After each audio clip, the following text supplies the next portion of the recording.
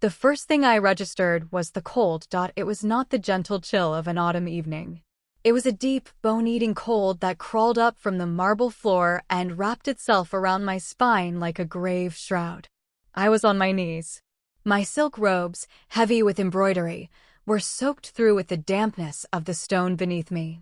The scent of osmanthus and rain-soaked earth mixed with the cloying, sickly sweetness of burning sandalwood.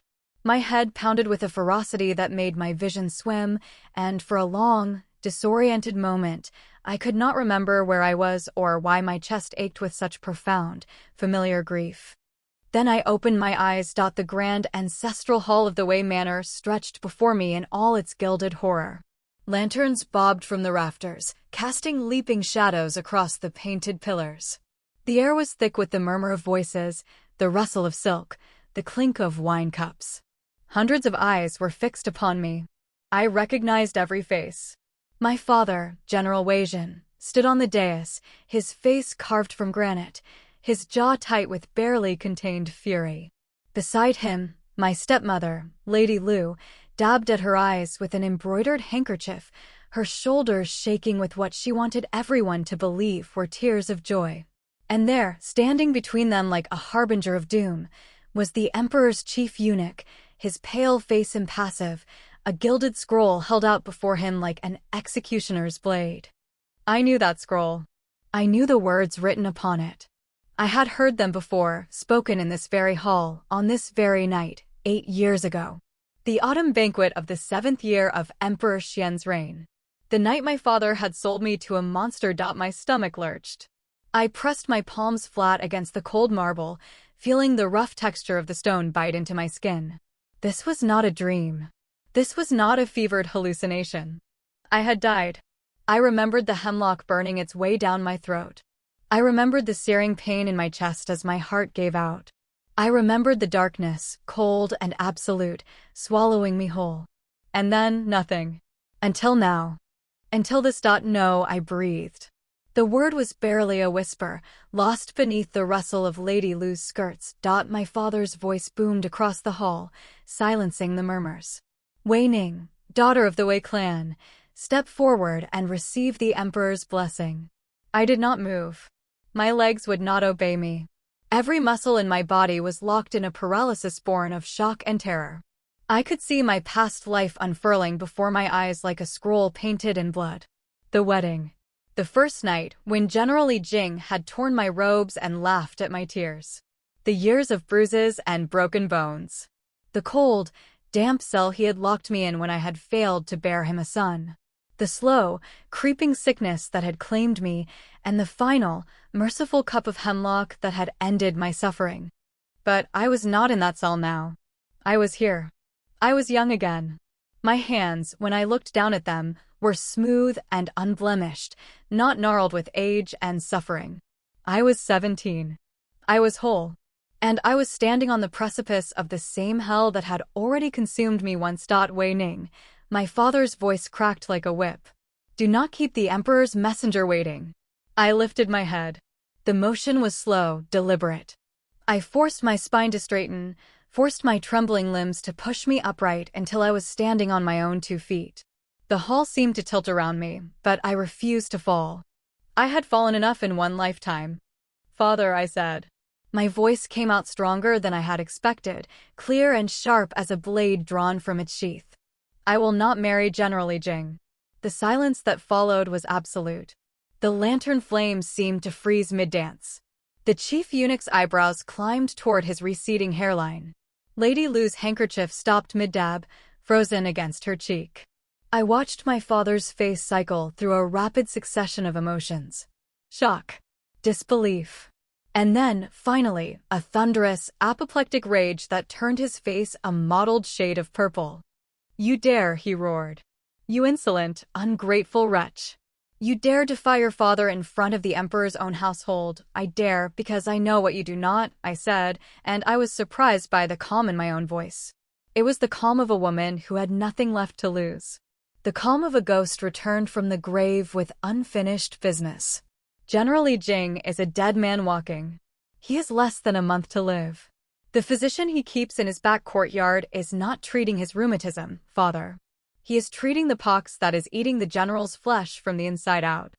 The hall erupted. Gasps and whispers swept through the assembled guests like a wildfire. I heard someone drop a wine cup, heard the shatter of porcelain against marble. I saw Lady Lu's face strain of all color, her carefully constructed mask of maternal concern crumbling into something uglier. She knew. Of course she knew. She had orchestrated this entire farce. She had whispered in my father's ear about the glorious alliance, about the honor of binding our house to a powerful general. She had conveniently forgotten to mention that the general was rotting alive. Lies. Lady Lu shrieked, her voice rising to a pitch that made the lanterns tremble. She is hysterical. The girl has lost her mind with jealousy of her sister's prospects. She spouts venom to ruin our family's honor. I turned to look at her. My stepmother. The woman who had slowly poisoned my mother over the course of 3 years, slipping arsenic into her tea until her hair fell out and her skin turned yellow. The woman who had spent the last decade doing everything in her power to destroy me, to make me small and weak and pliable.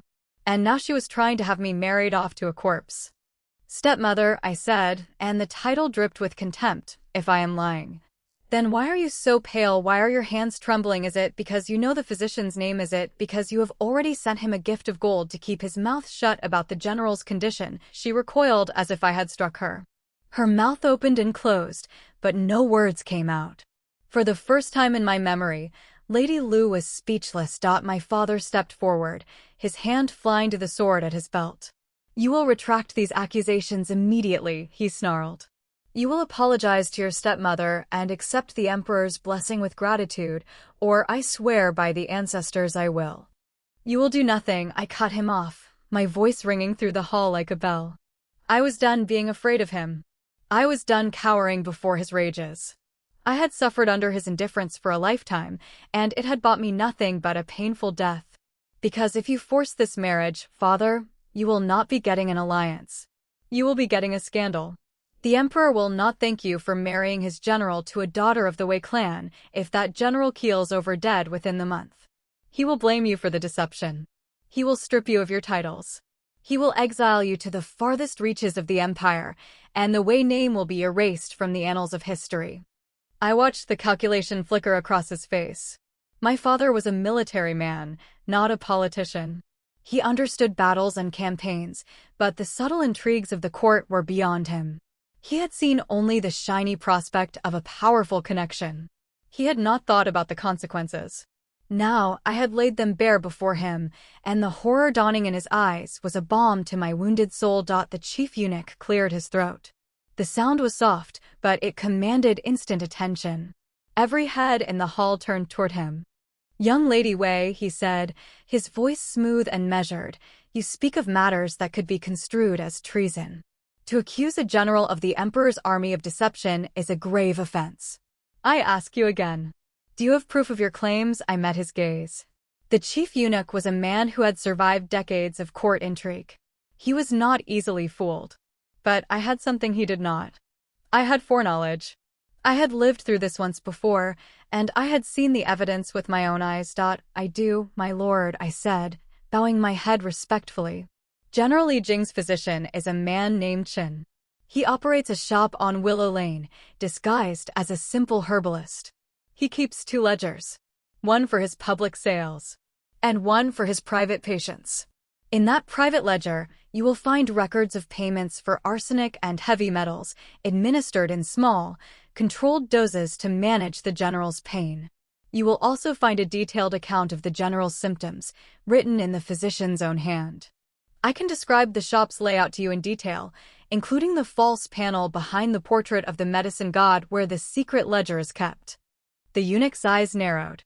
"And how would you know of this, young lady?" I hesitated for only a fraction of a second. I could not tell him the truth. I could not say, because I was married to that monster, and I spent 8 years learning the secrets of his household in a desperate attempt to survive. I had to craft a lie that would hold. "Because the physician's apprentice is a friend of my nursemaid's son," I said. "He came to the manor last month, seeking help with a family matter. In gratitude, he shared what he knew. I thought nothing of it at the time, but when I heard the general's name mentioned tonight, I remembered. I had to speak. I could not let our family be ensnared in such a deception. The eunuch studied me for a long moment. I felt the weight of his gaze, probing, searching for cracks. I did not look away. I had faced worse than this man's scrutiny. I had faced Li Jing's fists. I had faced my father's indifference. I had faced the slow, creeping certainty of my own death. This was nothing. Very well, the eunuch said finally. I shall report your concerns to His Majesty. The betrothal is suspended pending a full investigation. If your claims prove true, you will have done the Empire a great service. If they prove false. He let the threat hang in the air, unspoken but unmistakable. He turned and glided from the hall, his silken robes whispering against the marble floor. The moment he was gone, the silence shattered. My father crossed the floor in 3 furious strides, his hand raised. I saw the slap coming. I had seen it 100 times in my childhood, 100 times in my previous life. But this time, I was not the same girl. This time, I was faster. I swayed back, just out of reach, his palm whistling past my cheek. You have ruined everything, he screamed, his face contorted with rage. You have shamed this house before the entire court. I have saved this house, I corrected him, my voice low and dangerous. If you had married me to Li Jing, and he had died a month from now, the emperor would have seen it as a slight against him. He would have blamed you for allowing the deception. He would have come for your head, father. I just stopped that from happening. You should be thanking me. The words hit him like a physical blow. He staggered back a step, his hand dropping to his side. I watched the realization dawn on his face, the slow understanding that I was right. He had been played. Lady Lu had played him. And I had just saved him from the consequences of his own stupidity. Get out, he said, his voice hollow. Get out of my sight. I did not need to be told twice. I gathered my skirts and turned, walking out of the hall with my head held high. But as I passed Lady Lu, I paused. I leaned in close, close enough that only she could hear my words. I know what you did to my mother, I whispered. I know about the arsenic. I know about the letters you forged. I know about the physician you paid to sign a false death certificate. I am coming for you, stepmother. And when I am done, you will beg for the mercy I will not give. Her face went white. Her mouth fell open, but no sound came out.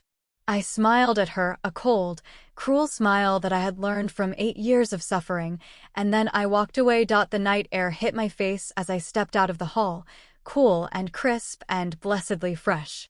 I tilted my head back and looked up at the stars, at the same constellations I had stared at from the window of my prison cell. I was free. I was young. I was alive. And I had work to do. My old nurse, Chun, was waiting for me in the shadows of the colonnade. Her face was lined with worry, her hands clasped tightly together.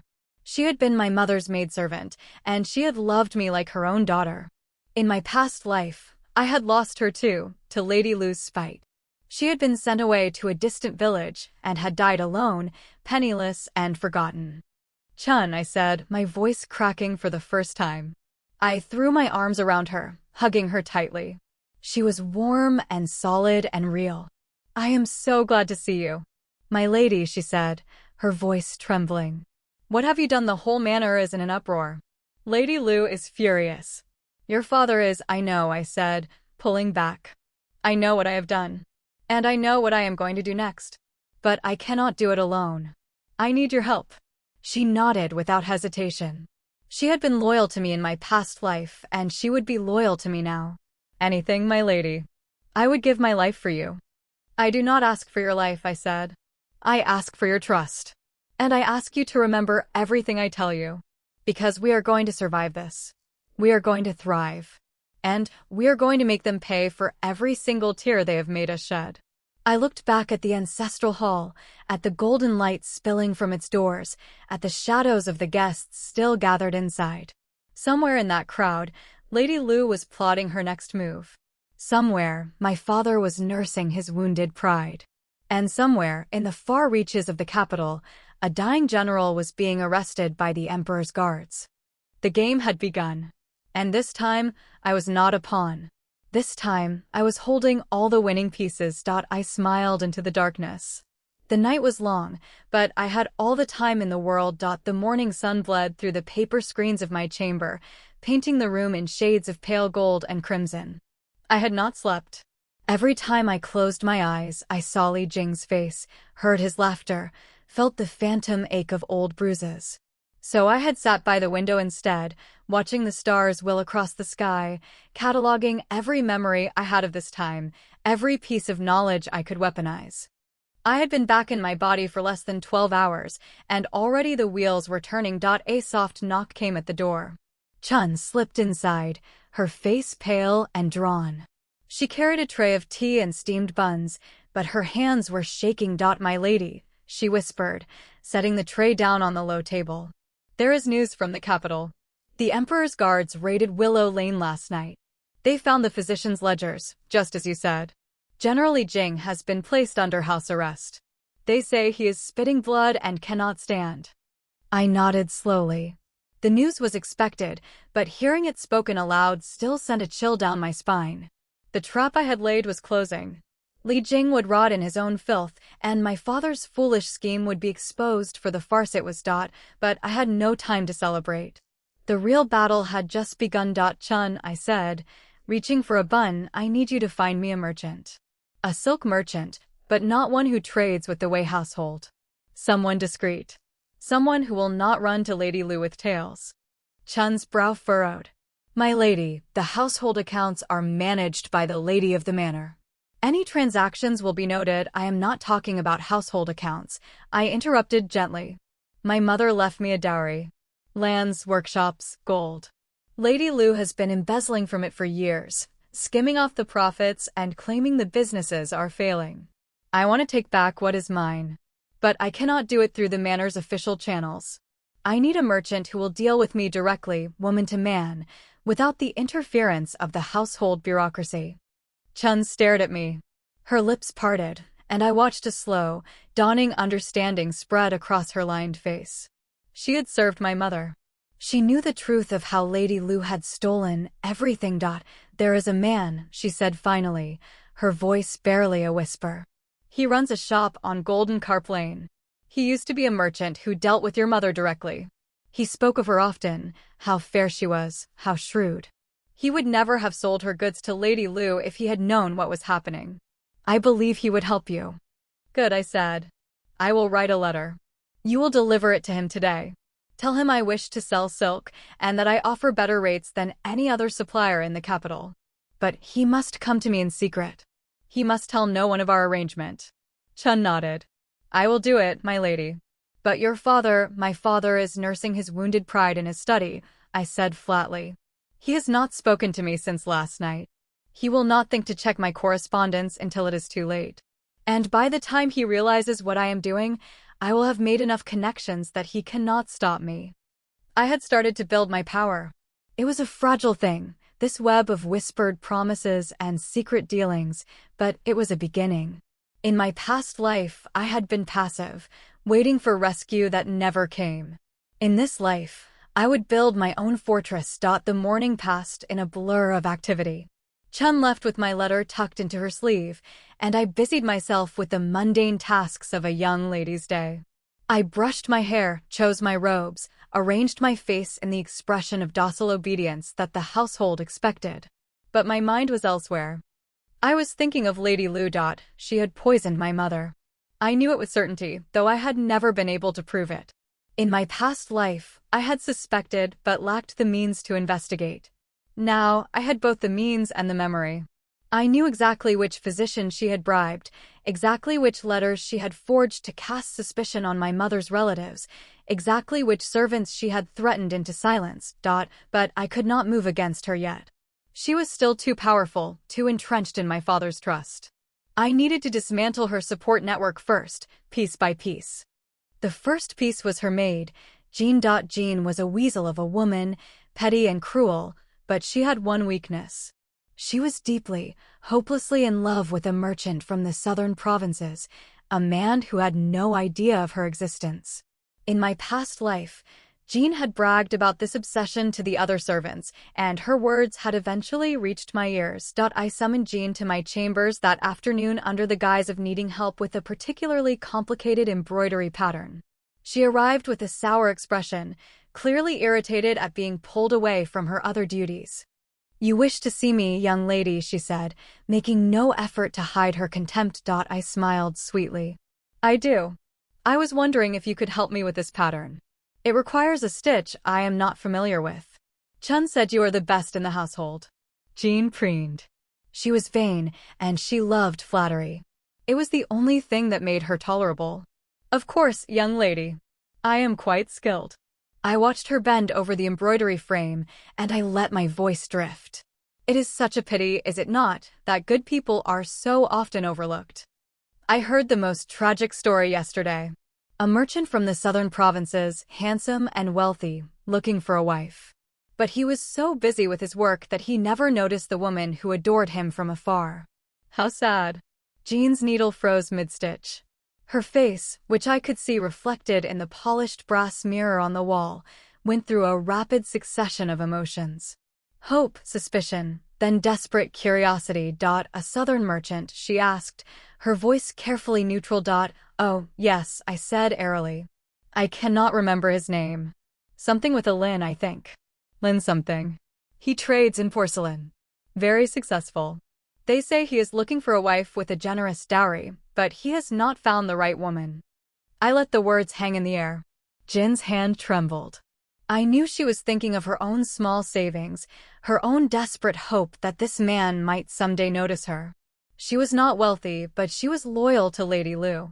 If I could break that loyalty, I could plant a leak in Lady Lu's information network. "I could find out more," I said casually, as if it were an afterthought. "If you would like. One of Chun's cousins works in the merchant guild. He knows all the southern traders. He could tell me if this Lin merchant is still looking for a wife." Jean swallowed. I saw the conflict in her eyes, the war between her loyalty to Lady Lu and her desperate yearning for a life beyond servitude. "I would be grateful, young lady," she said finally, her voice barely above a whisper. I smiled. I had her. The afternoon sun was beginning to slant toward the horizon when the servant arrived with the summons. My father wished to see me in his study. Alone. I walked through the corridors with my spine straight and my hands clasped loosely before me. I knew what was coming. My father would rage at me. He would threaten to disown me. He would try to make me small again. And I would not let him. The study was dark when I entered, the heavy curtains drawn against the afternoon light. My father sat behind his desk, a mountain of rage and wounded pride. His face was a thundercloud, his jaw tight, his fists clenched on the polished wood before him. He spat as I entered, "Have ruined everything." I closed the door behind me. "I have saved everything," I corrected him. Again. "Your insolence." "I was not insolent," I said, stepping forward. I was truthful. "There is a difference, father. You were about to marry me to a dead man. I stopped that from happening. You should be grateful."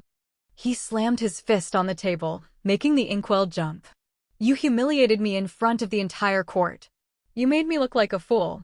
"You made yourself look like a fool," I said, my voice cold. "You trusted Lady Lu's counsel without verifying her sources. You were blinded by ambition. And when I offered you a way out, you tried to strike me. I am your daughter, not your enemy."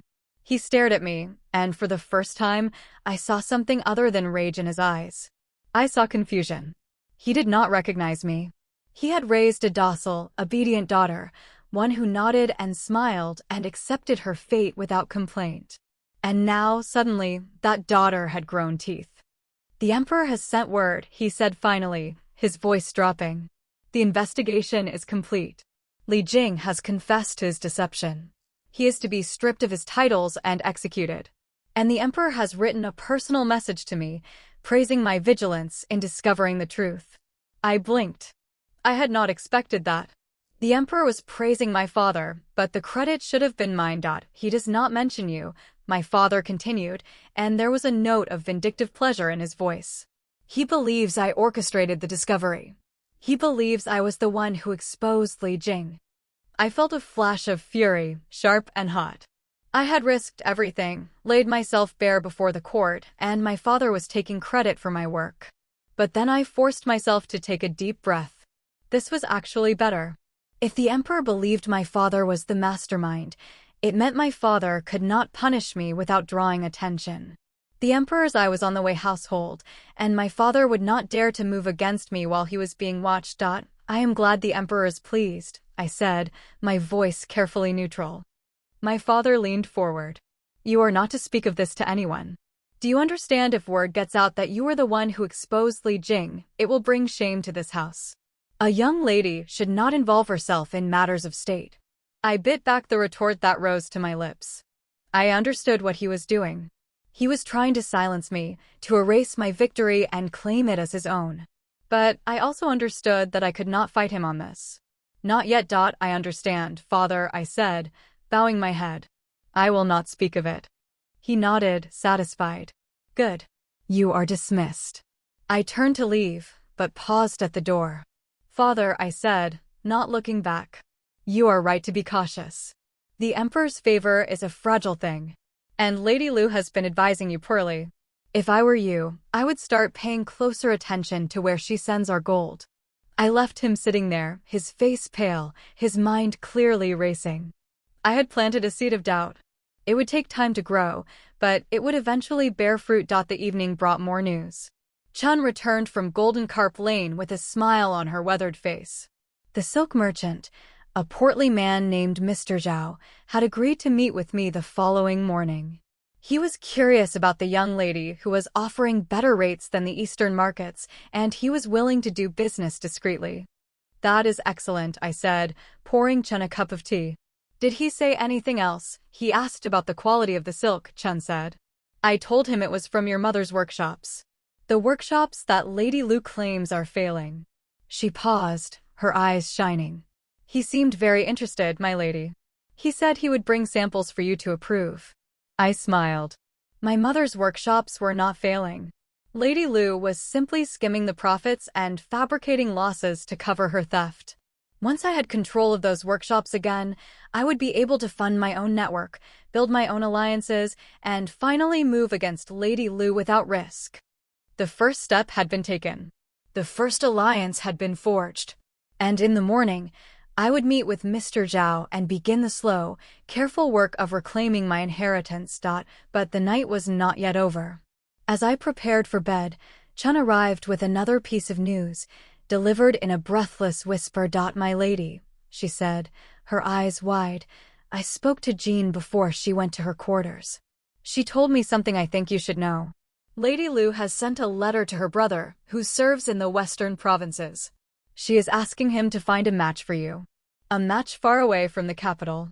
She is trying to have you married off again, before you can cause any more trouble. I stilled. I had expected something like this, but not so soon. Lady Lu was fast. She knew I was a threat, and she was moving to neutralize me before I could consolidate my power. To whom? I asked. An official, Chun said. A minor one. He has a reputation for violence. They say he beat his first wife to death, and his second fled in the night. Lady Lu is trying to bury you in the countryside, where no one will hear your screams. I felt a cold fury settle in my chest. Lady Lu had tried this before. In my past life, she had succeeded. She had married me to Li Jing, and I had suffered for 8 years. But this time I knew her plan. This time, I had the means to fight back. She will not succeed, I said, my voice hard. I will not let her. But I knew I needed help. I could not defeat Lady Lu alone. I needed allies. I needed power. And I needed a husband who could protect me from her scheming. I thought of Hezhen, the Marquis of Yen. In my past life, I had known him only by reputation. A cold, distant man, a war hero who lived as a recluse. He was said to be impossible to please, impossible to approach. But he was powerful. He was untouchable. And if I could somehow secure his protection, I would be safe from Lady Lu's machinations. It was a desperate plan. It was a mad plan. But I had been given a second chance at life, and I would not waste it being passive.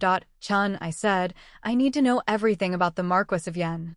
His habits, his schedule, his weaknesses. I need to know how to approach him, how to catch his attention. And I need to know it quickly. Chun's face went pale. The Marquis, my lady, he is not a man to be approached. They say he is colder than winter ice. They say he has no interest in women. Then I will have to become very interesting, I said. The first thread of a new plan was beginning to form in my mind. It was dangerous. It was risky. But it was also the only path forward. I would not let Lady Lu bury me in the countryside. I would not let her steal my future.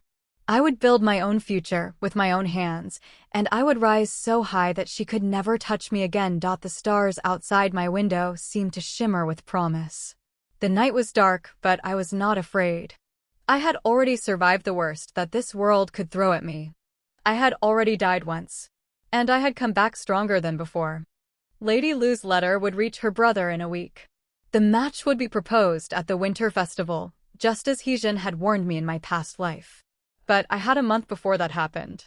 A month to build my defenses, to forge my alliances, to prepare my counterattack. And in that month, I would find a way to make the Marquis of Yen notice me. The silk merchant Mr. Zhao arrived before the roosters crowed. His portly frame wrapped in a nondescript gray cloak that did nothing to hide the quality of the boots beneath. Chun had smuggled him through the servants' gate, and I received him in the small tea pavilion at the rear of my courtyard, far from the prying eyes of Lady Lu's spies.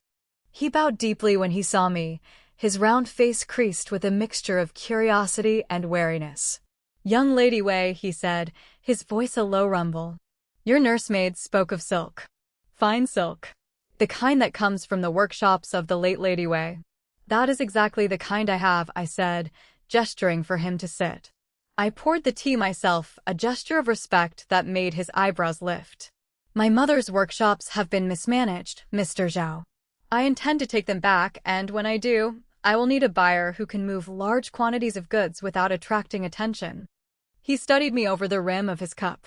He was a shrewd man. I could see it in the way his eyes moved, cataloging every detail of my appearance, my manner, the quality of my robes. He was assessing me, trying to determine if I was a fool or a worthy partner. "Forgive my bluntness, young lady," he said, setting the cup down. "But you are young. You are a woman. And you are currently under the thumb of your stepmother. How do I know that this arrangement will not get me arrested for dealing with a rebellious daughter?" I smiled. I had expected this question. In my past life, I had learned that men like Mr. Zhao respected only one thing: strength. "Because I have already demonstrated that I am not to be trifled with," I said, reaching into my sleeve and withdrawing a folded document. "This is a letter from the Emperor's own chief eunuch, confirming that I was instrumental in exposing General Li Jing's deception. My name may not have been spoken aloud at court, but those who need to know know. I have the Emperor's attention, Mr. Zhao. And I have the resources to make you very wealthy." I slid the document across the table. He picked it up, his thick fingers tracing the imperial seal. I watched his face change as he read. The wariness faded, replaced by something that looked almost like respect. "Your mother was a good woman," he said finally, folding the letter and handing it back to me. "She treated me fairly. It pained me to see her workshops fall into the hands of that harpy. I will help you, young lady. But I must know your plan. How do you intend to take back your inheritance?" I leaned forward, my voice dropping to a conspiratorial whisper. "Lady Lu has been fabricating losses for years. She claims the workshops are failing, but I know the truth. The profits are being funneled into a private account, one she controls. I need you to find that account, Mr. Zhao. Find it, and I can prove her theft to my father." He was silent for a long moment. The pavilion was quiet except for the soft chirping of birds in the garden. Then he nodded, a slow, deliberate motion. "I know a man who works in the counting house of the Bank of Prosperity," he said. "He owes me a favor. I will see what he can discover. But I warn you, young lady, if this blows back on me, I will deny everything." "You will have my protection," I said. "I promise you that." We shook hands. His palm was rough and calloused, the palm of a man who worked with his hands even as he counted his coins. I felt a flicker of hope, small and fragile, but real. The morning was just beginning. I had an ally. I had a plan.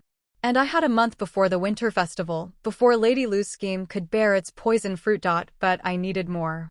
I needed the Marquis of Yen. Chun had been asking questions, her network of old servants and gossiping merchants quietly gathering information.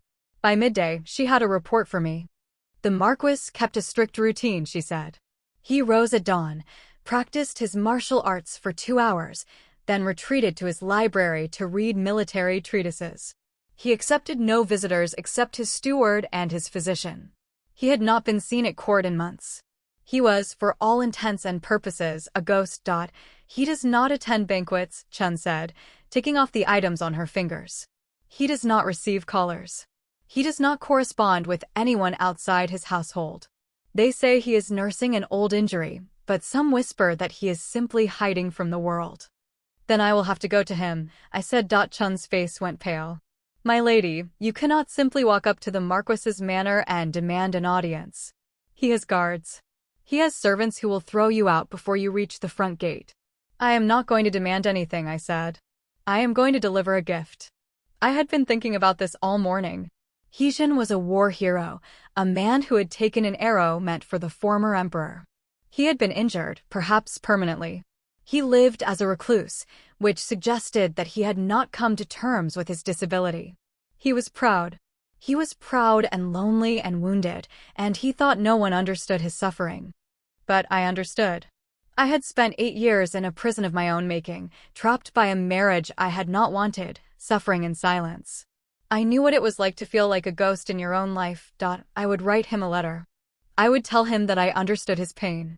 I would tell him that I had suffered too, and that I knew what it meant to be trapped by circumstances beyond your control. And I would offer him a partnership, not of love, but of mutual respect. It was a desperate gamble. He might laugh at me. He might burn the letter without reading it. But I had to try. The letter took me the rest of the afternoon to compose. I wrote it in my own hand, the words flowing onto the paper with a fluency that surprised me. I did not flatter him. I did not beg. I simply told him the truth, or as much of the truth as I could safely reveal. My lord, I wrote, I know you do not know me. I am Wei Ning, daughter of General Wei Jin, and I have just survived a narrow escape from a fate worse than death. In doing so, I have made enemies. My stepmother is scheming to marry me off to a violent man in the western provinces. My father is weak, swayed by her lies. I am looking for an ally, someone powerful enough to protect me, but also someone who understands what it means to suffer in silence. I have heard of your injury, my lord. I have heard of your exile. I do not offer you pity. I offer you understanding. If you are interested, I will be at the Temple of the 5 Blessings on the first day of the next month at the hour of the dragon. Come alone, or do not come at all. I will not begrudge your choice. But I will be there, waiting. I sealed the letter with my personal seal and handed it to Chun. Deliver this to the Marquis's manor. Do not let anyone see you. Do not let anyone know where you are going. She nodded, her face grave. I will do it, my lady. But this is dangerous. If Lady Lu finds out, she will not find out, I said.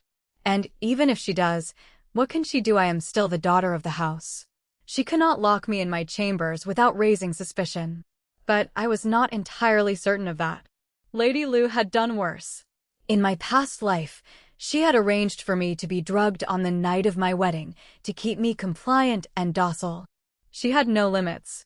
She would do anything to maintain her control. Chun left with the letter tucked into her sleeve, and I spent the rest of the day pacing my chambers, trying to calm my racing heart. I had set the wheels in motion. Now I could only wait and see what fate would bring. The next 2 days were agony. Lady Lu summoned me to her chambers twice, once for tea and once for a family discussion that turned out to be a thinly veiled lecture on filial piety.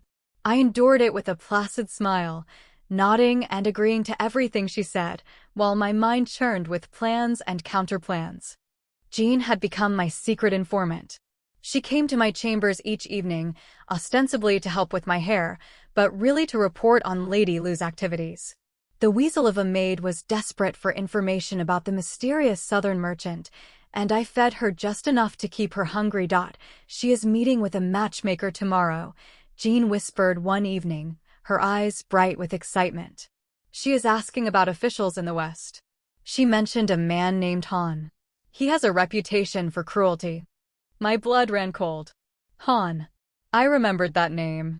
In my past life, Han had been the backup plan, the man Lady Lu had intended to marry me to if Li Jing had turned her down. He was worse than Li Jing in some ways. Li Jing had been a brute, but Han was a sadist. He took pleasure in pain. I forced my face into a calm mask. Thank you, Jean. You have been very helpful. I will make sure Chun's cousin finds out more about that southern merchant for you. She beamed, and I saw the hunger in her eyes. She was already imagining herself in silk robes, the wife of a wealthy trader. She would sell Lady Lu's secrets for a handful of coins, and she would not even realize she was being played. The third day brought news from Mr. Zhao. His contact at the Bank of Prosperity had found something.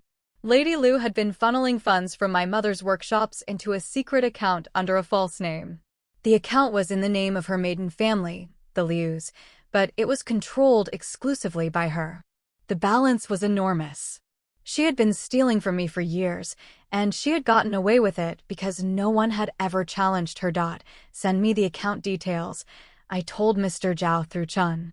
I need to know exactly how much she has taken. And I need proof that the funds came from my mother's workshops. It took another 2 days to get the proof. Mr. Zhao's contact was risk-averse, and he needed time to copy the documents without raising suspicion. But finally, on the evening of the 5th day, Chun placed a stack of papers in my hands. I spread them out on my desk and read through them in the flickering lamplight. The numbers were staggering. Lady Lu had stolen nearly half of my mother's fortune. She had been siphoning funds for a decade, using the money to buy land, to bribe officials, to build her own network of influence. I was not angry. I was beyond anger. I was cold, ice cold, the kind of cold that came from knowing exactly what you had to do and being willing to do it. I would present this evidence to my father. I would force him to confront Lady Lu. But I could not do it yet. I needed to wait until my position was stronger. I needed to wait until I had the Marquis's protection, or at least until I had made contact with him. The first day of the month came faster than I expected. The morning dawned clear and cold, and I rose before dawn to prepare. I dressed in my plainest robes, the ones I wore when I did not want to be noticed. I wore no jewelry, no paint on my face. I wanted to be seen, but not as a noblewoman. I wanted to be seen as a person. Chun arranged for a palanquin to take me to the Temple of the Five Blessings. It was a small temple, little more than a shrine, tucked away in a quiet corner of the capital. It was not fashionable. It was not frequented by the wealthy and powerful. It was a place for the forgotten, the overlooked, the ones who had no other place to go. I arrived at the hour of the dragon, just as the morning sun was beginning to warm the air. The temple courtyard was empty, the stone benches covered in a thin layer of frost.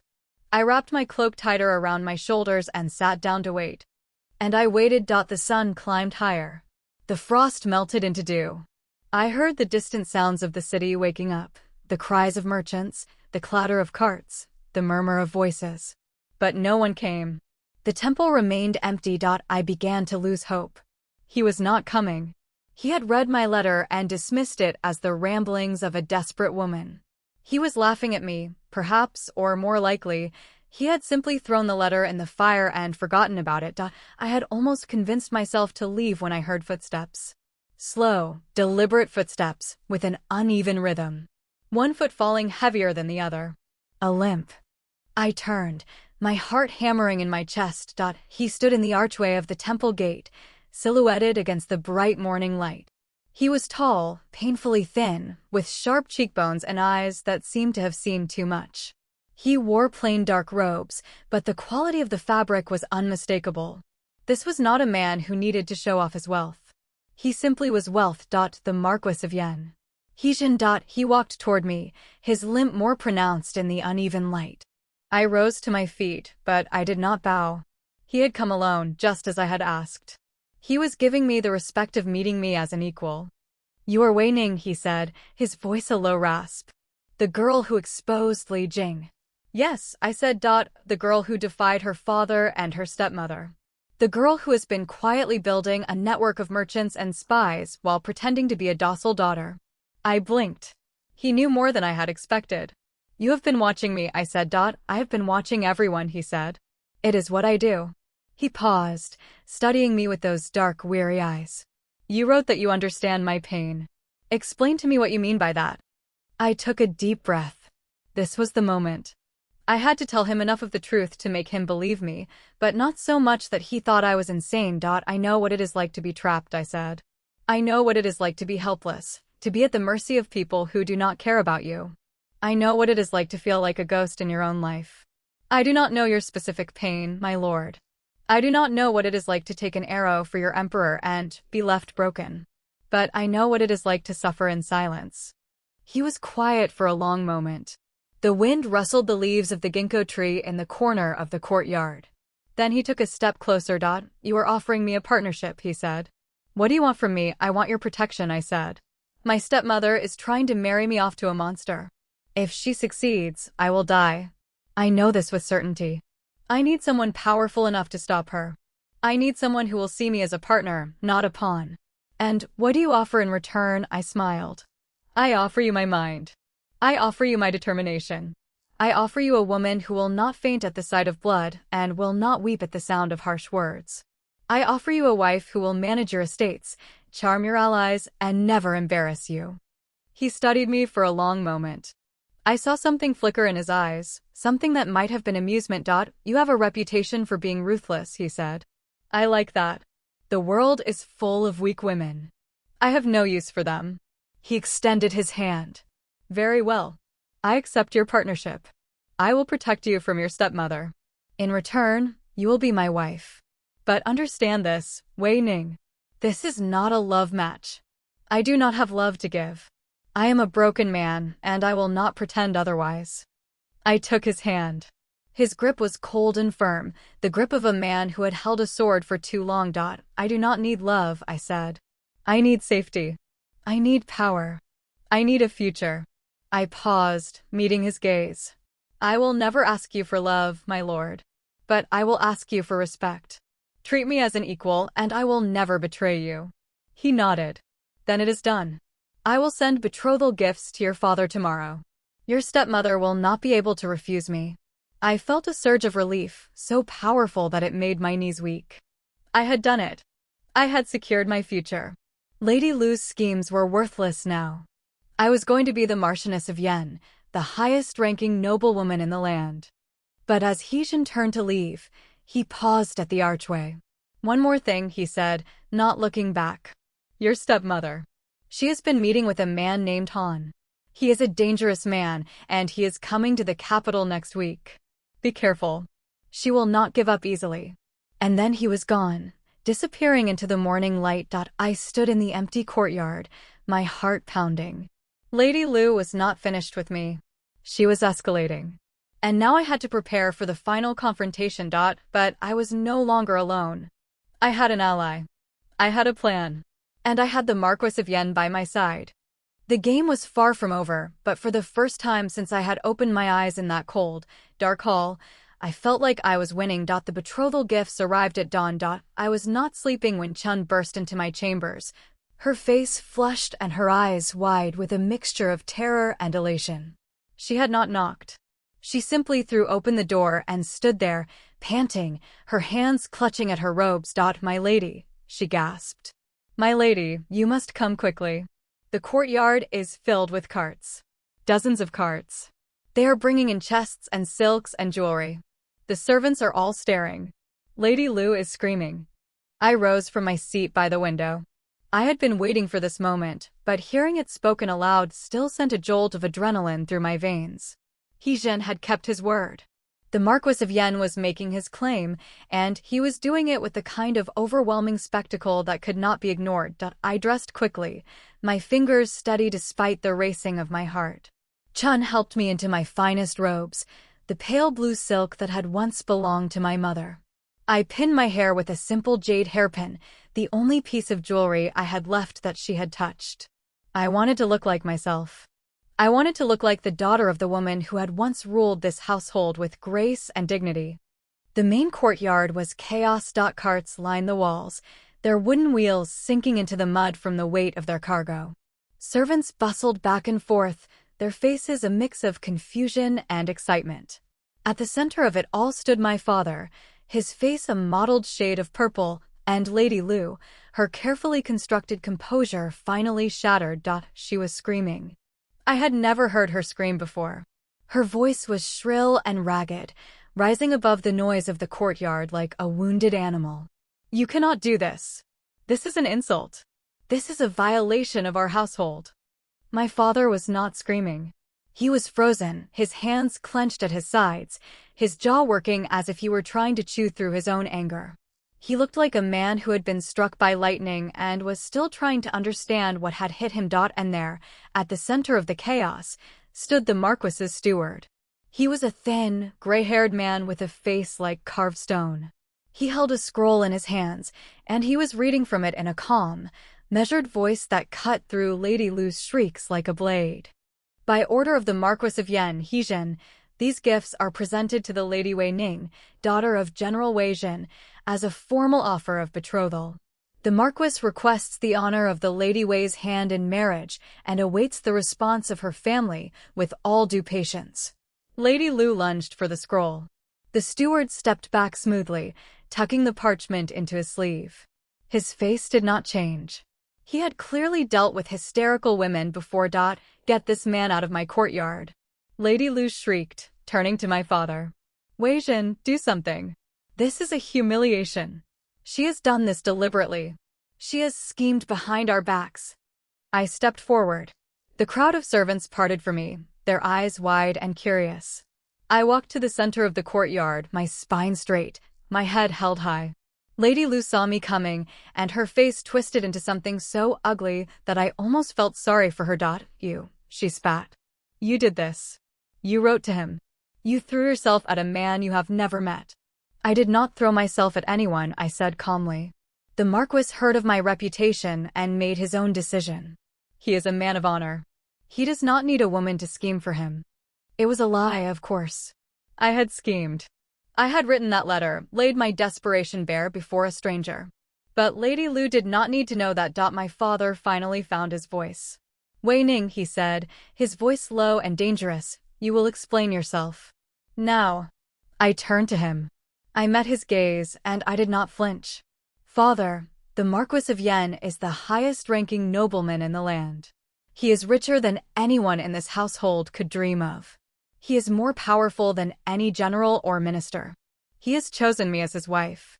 You should be honored, not enraged. Honored, Lady Lu's voice cracked.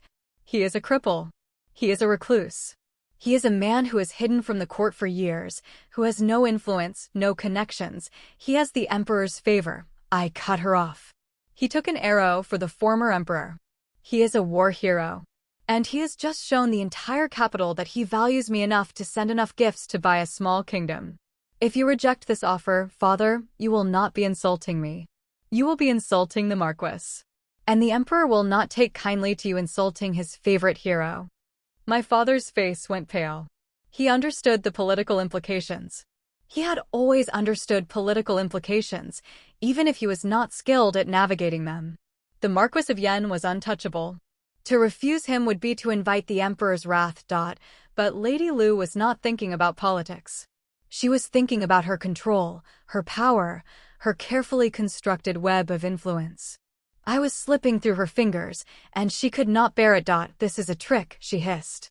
She has manipulated him somehow. She has lied to him, tricked him, made him believe she is something she is not. I will not allow this. I will write to the court. I will. You will do nothing, my father said, and his voice was heavy with exhaustion. You will go to your chambers, and you will stay there until I send for you. Lady Lu stared at him, her mouth open. She was not used to being silenced. She was not used to being dismissed. But my father had finally found his spine, and he was using it to put her in her place. You cannot be serious, she whispered. Wei Zhen, you cannot be serious. I am very serious, he said. The Marquis of Yan wants to marry my daughter. I am not going to refuse him because you have a personal grudge against her. This is a political alliance, Lu. You would do well to remember that. Lady Lu's face went through a rapid succession of expressions. Rage. Disbelief. And then, finally, something that looked almost like fear. She had lost. She knew it. And she was already calculating her next move. She turned and swept out of the courtyard, her robes billowing behind her. I watched her go, and I felt a surge of triumph so powerful that it almost made me dizzy. But I did not relax. I knew Lady Lu. She would not give up. She would regroup, and she would strike again.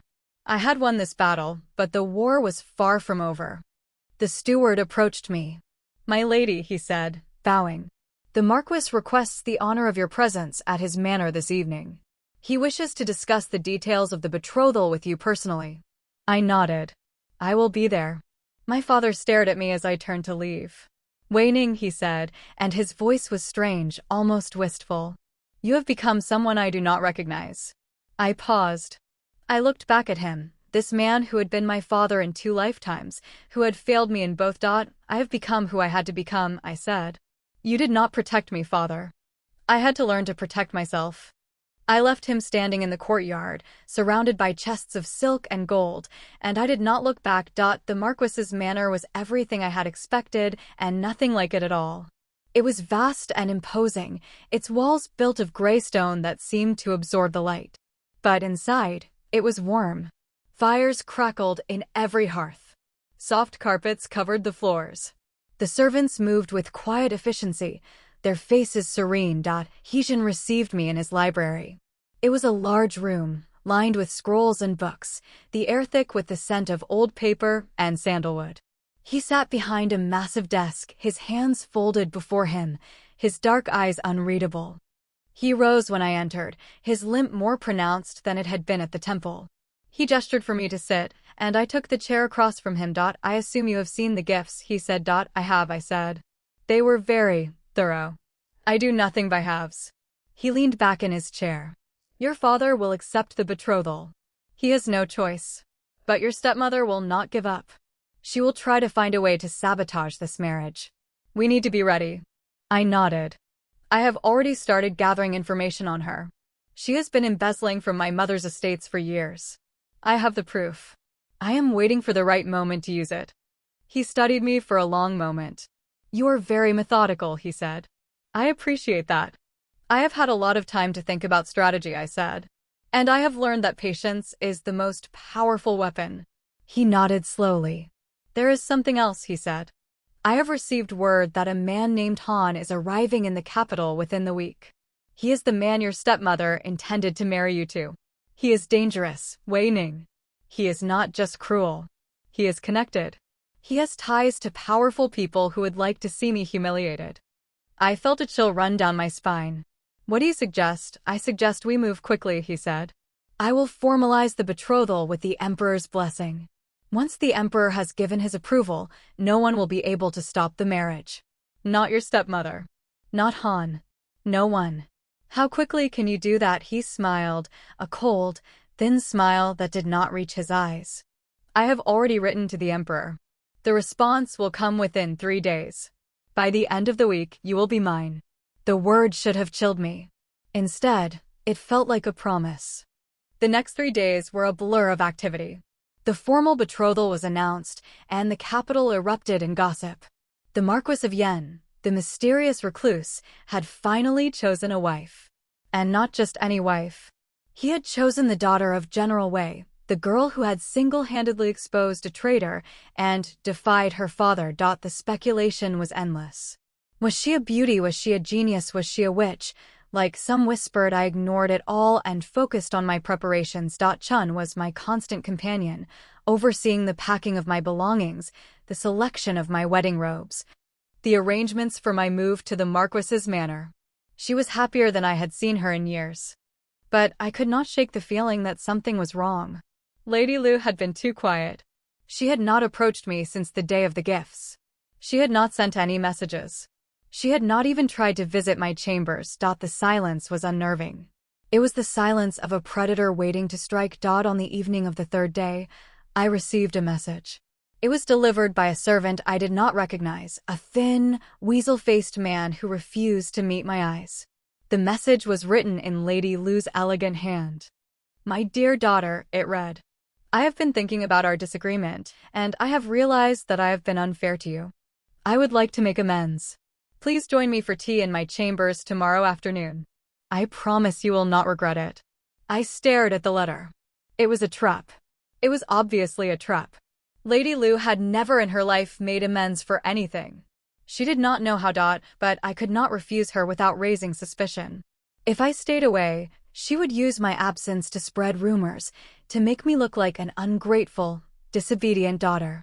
I had to go. I had to face her. I went to the Marquis's manor that night and told Heejin about the letter. It is a trap, he said bluntly. You cannot go. I have to go, I said. If I refuse, she will use it against me. She will tell my father that I am being disobedient, that I am plotting against the family. I have to face her. He studied me for a long moment. You are very brave, he said finally. Or very foolish. I have not yet decided which. Perhaps both, I said, and I managed a smile. Will you help me? I need someone to watch my back. Chun is loyal, but she is not a fighter. He was silent for a long moment. Then he nodded. I will be there, he said. I will be outside the courtyard. If you need me, you call out.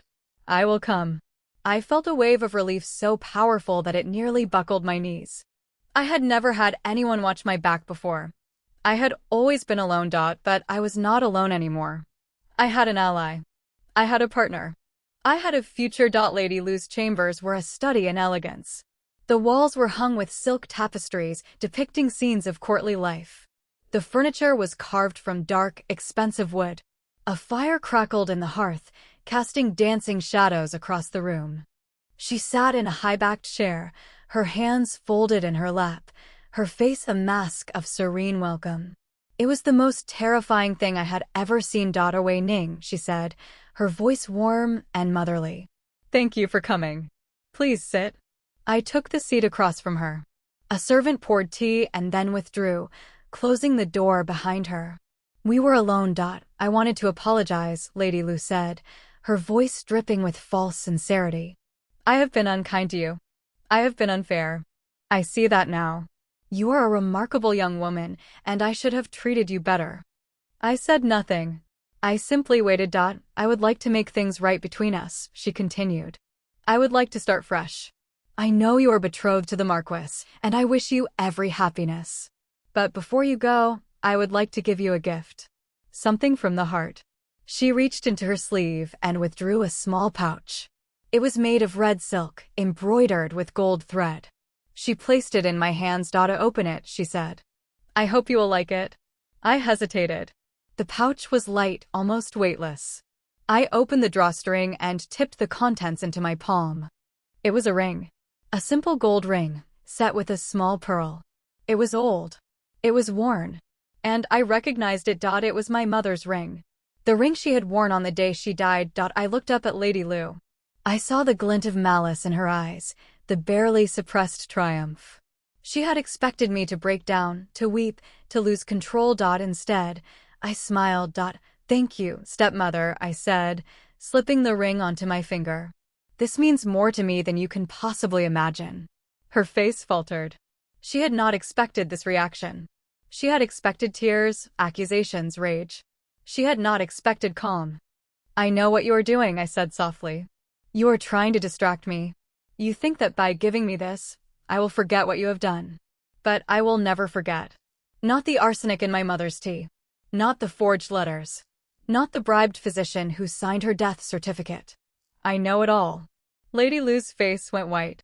You are lying, she whispered. You have no proof. I have more than proof, I said. I have the account books from the Bank of Prosperity. I have the names of the servants you threatened. I have the letters you wrote to your brother, the ones where you discussed your plans. I have everything, stepmother. And I am going to use it. She lunged for me. I had expected this. I rolled out of my chair, scrambling backward as her fingers clawed for my throat. She was stronger than she looked, fueled by a desperate, animal rage. You will not destroy me, she screamed. You are nothing. You are less than nothing. You are a mistake, a useless waste of space. The door burst open. Heejin stood in the doorway, his face cold as winter stone. Behind him, I saw a cluster of servants, their eyes wide with shock. Lady Lu, he said, his voice low and dangerous. If you touch my betrothed again, I will have you arrested. She froze. Her hands dropped to her sides. She looked at him, and I saw real fear in her eyes for the first time. This is a private matter, she said, trying to summon her dignity. You have no right to intrude. I have every right, he said, stepping into the room. She is mine. And no one threatens what is mine. He extended his hand to me. I took it, and he helped me to my feet. His grip was warm and steady. Come, he said. We are leaving. We walked out of the chamber together, leaving Lady Lu standing alone in the middle of her beautiful, elegant cage. The formal betrothal was announced to the court the next day. The emperor himself sent a message of congratulations, praising the union as a sign of the empire's strength and unity. Lady Lu was not at the announcement. She had taken to her bed, claiming illness. The servants whispered that she had not eaten in 2 days, that she had been seen crying in her chambers. I did not feel sorry for her. The wedding was scheduled for the end of the month. I had 3 weeks to prepare. 3 weeks to consolidate my power, to secure my future, to build the life I had been denied in my previous existence. Heejin visited me every day. We walked in his gardens. We discussed estate management, politics, military strategy. He was sharp and cold, but I began to see glimpses of something else beneath the ice. A flicker of warmth. A hint of humor. A man who had been wounded by life, but had not been broken. And I began to realize that I was not afraid of him. I was not marrying him out of desperation. I was marrying him because he was the only man I had ever met who saw me as an equal. The evening before the wedding, Chun came to my chambers with a letter. It was from Lady Lu. I have lost, the letter read. You have won. I hope you are satisfied. But remember, Wei Ning, the world is not kind to women who win. You will learn that. You will learn that soon enough. I read the letter twice, then folded it and set it aside. She was wrong. The world was not kind to women who won, but it was even less kind to women who lost. I had been a loser in my past life. I had been a victim. And I had learned that the only way to survive was to fight. The wedding ceremony was held in the grand ancestral hall. It was a mockery of the hall where I had once knelt in submission, a mockery of the night I had nearly been married to a monster. This time, I walked down the aisle with my head held high. This time, the man waiting for me was not a monster. Heejin was magnificent in his red wedding robes. His face was still cold, but his eyes, when they met mine, were warm. He took my hand, and we knelt together before the altar. We made our vows. We poured the wine. We bowed to the ancestors. And when it was over, he leaned in close and whispered, "Are you afraid?" "No," I said, and I meant it. Good, he said. Neither am I. The wedding banquet was lavish. The Marquis spared no expense. The capital's elite filled the hall, their voices loud with congratulations and curiosity. My father was there, stiff and uncomfortable, but he was there. Lady Lu was not. She had finally been outmaneuvered. I sat beside Heejin, and I watched the festivities unfold. I saw the envy in the eyes of the other women. I saw the calculation in the eyes of the powerful men. They were all wondering the same thing. How had I done it? How had the overlooked, forgotten daughter of a minor general captured the heart of the most powerful noble in the land? I let them wonder. I let them guess. I let them invent their own stories. I knew the truth. I had not captured anyone's heart. I had simply refused to be a victim anymore. And that refusal had changed everything. The night grew late. The guests began to leave. Heejin and I retired to our chambers, the ones that had been prepared for us in the Marquis's manor. We stood in the room together, the two of us, surrounded by silk and candlelight. The bed was massive, draped in red and gold.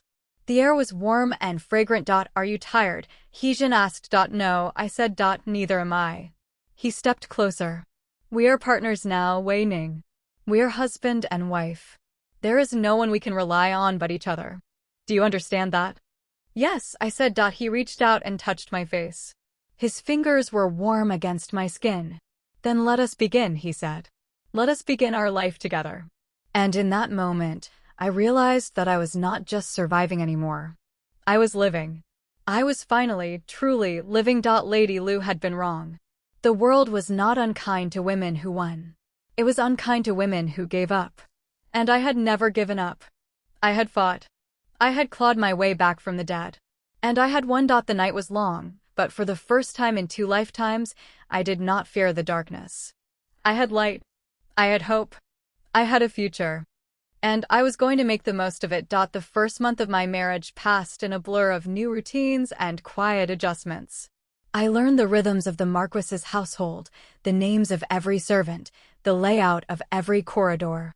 I took over the management of the estates with the same ruthless efficiency I had applied to my mother's workshops, and within weeks, I had tripled the household's monthly income. Hee-jin watched me work with an expression I could not quite read. Approval, perhaps. Or simply surprised that I had delivered on every promise I had made. We shared meals together, morning and evening. We discussed politics, trade routes, the shifting alliances of the court. He was sharp and cold, but there were moments when the ice cracked. A dry joke delivered with a straight face. A flicker of warmth in his eyes when I outmaneuvered him in a debate. He had said he did not have love to give, but I was beginning to suspect that he had more than he realized. I was beginning to suspect many things. The first sign of trouble came in the second week of our marriage. I was in the estate office, reviewing the accounts, when Chun burst in with a face like thunder. "My lady," she said, her voice trembling. "There is a man at the gate. He is demanding to see you. He says he is a representative of the Han family from the western provinces." I set down my brush. My blood went cold. Han. The man Lady Lu had tried to marry me to. The sadist. The monster. "Show him to the receiving hall," I said, forcing my voice to remain calm. "And send word to the Marquis.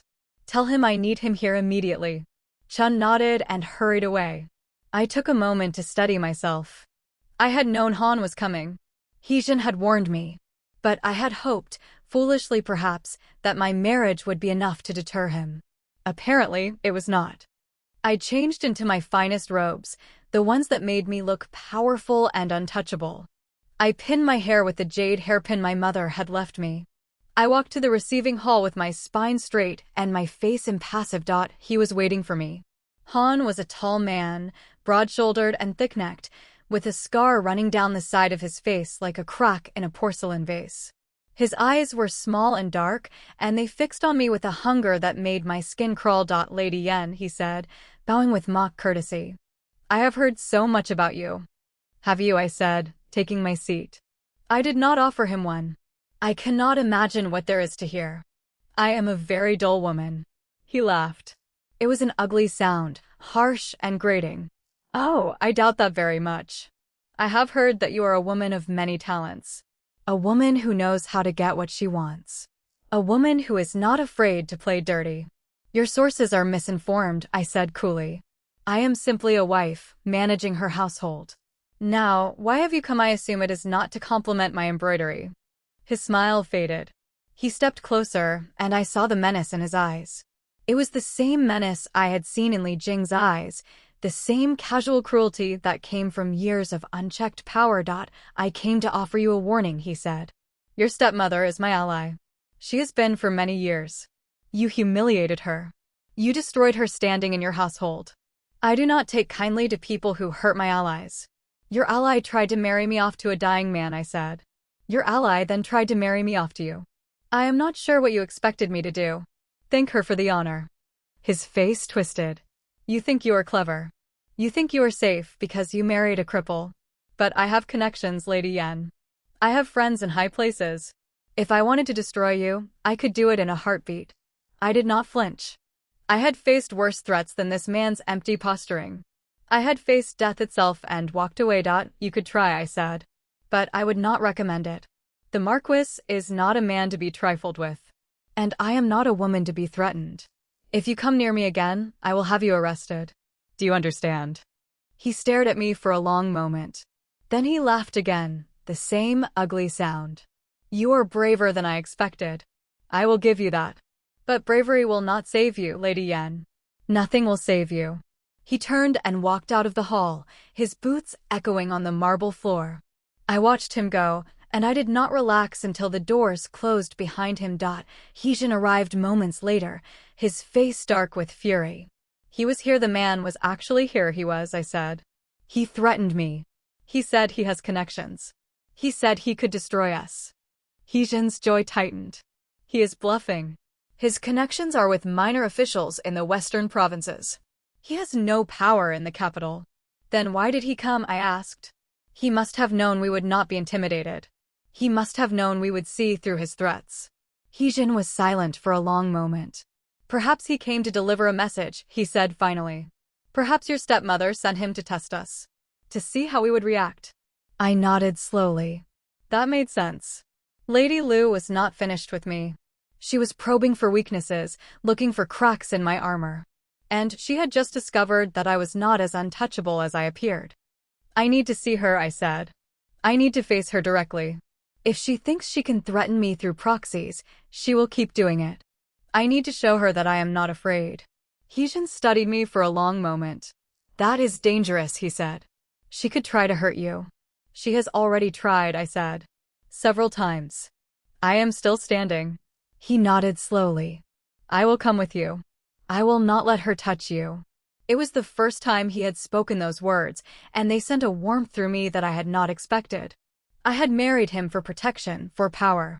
But I was beginning to realize that I had married him for something more as well. The visit to the Wei Manor was arranged for the following day. I sent word ahead, informing my father that I would be coming to pay my respects. He was not pleased. I could tell from the stiff, formal tone of his reply. But he could not refuse me. I was the Marchioness of Yen now, and I outranked him. We arrived in the late afternoon.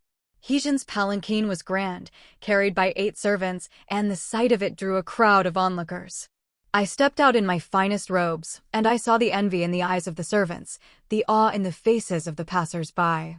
I had come so far from the broken girl who had knelt in the ancestral hall all those months ago. My father met us in the main courtyard. He was stiff and uncomfortable, his face a mask of forced civility. Heejin greeted him with cold formality, and I saw my father flinch under the Marquis's gaze. My lord, my father said, bowing. It is an honor to welcome you to our humble home. The honor is mine, Heejin said, his voice flat. We are here to see Lady Lu. My wife has matters to discuss with her. My father's face went pale. Lady Lu is unwell, he said quickly. She is taken to her bed. She is not receiving visitors. I am not a visitor, I said, stepping forward. I am her daughter. I have every right to see her. And I will see her. Now. My father opened his mouth to argue, but Heejin's cold gaze silenced him. He nodded reluctantly and gestured for a servant to lead us to Lady Lu's chambers. She was waiting for us. I had expected her to be in bed, feigning illness. Instead, she was sitting in her high-backed chair, dressed in full robes, her face a mask of hatred. She had known we were coming. She had prepared herself. Wei Ning, she said, her voice dripping with venom. The Marchioness of Yen. How far you have come. And how quickly you have forgotten your place. I stepped into the room, my spine straight, my head held high. I have forgotten nothing, I said.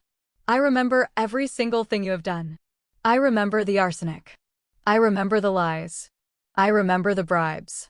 I remember everything. She laughed. It was a cold, brittle sound. And what are you going to do about it? You have no proof. You have nothing. You are nothing. Then you will not mind if I share my findings with the court, I said, reaching into my sleeve and withdrawing a bundle of papers. These are the account books from the Bank of Prosperity. These are the letters you wrote to your brother. These are the names of the servants you bribed and threatened. I have everything, stepmother. Everything. Her face went white. She rose from her chair, her hands trembling. Those are forgeries, she spat. You forged them. You are a liar. I cut her off. I am a survivor. And I am not here to argue with you. I am here to offer you a choice. You can confess your crimes to my father and accept a punishment of his choosing. Or I can take this evidence to the court and have you publicly humiliated, stripped of your titles, and exiled in disgrace. She stared at me. Her mouth opened and closed, but no words came out. I had finally broken her. I had finally stripped away every layer of her carefully constructed power. You cannot do this, she whispered. I am the lady of the Wei household. I am your stepmother. The court will not believe a daughter who accuses her own mother. You are not my mother, I said. You never were. And the court will believe me, because I have proof. I have witnesses. I have everything I need to destroy you. She collapsed back into her chair. The fight had gone out of her. I watched her crumble and I felt nothing. No pity. No satisfaction. Just a cold, quiet peace.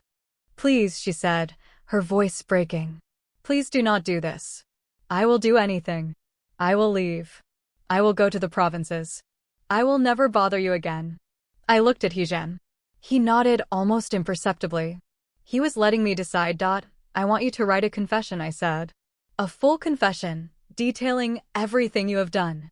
The poisoning, the embezzlement, the bribes, everything. You will sign it, and you will give it to my father. And then you will leave this household and never return.